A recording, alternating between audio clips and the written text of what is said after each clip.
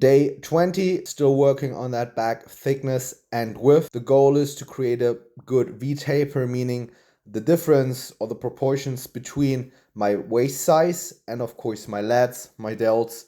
We want to create as much of a gap basically as possible. To do that, we're starting out with some mid-grip lat pull downs. Over the last few weeks, I've been really working on my technique. That includes muscle-mind connection, but also to ensure to really isolate the target muscle. As you can see, there's very little movement in my upper body. I don't pull on the weight with my whole body.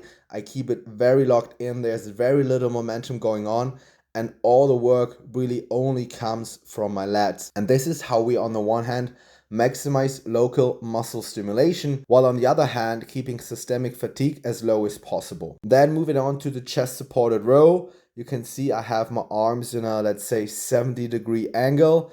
Again, this is not only focusing on the lats, but also on the upper back, finishing off with some T-bar rows, which are more lat bias.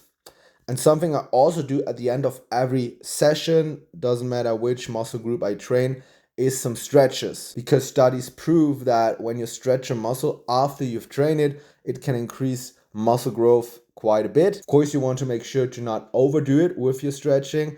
After you work out, your muscles are filled with blood, so you want to be careful. But if you do it correctly, you could definitely squeeze out another few percentages of muscle growth.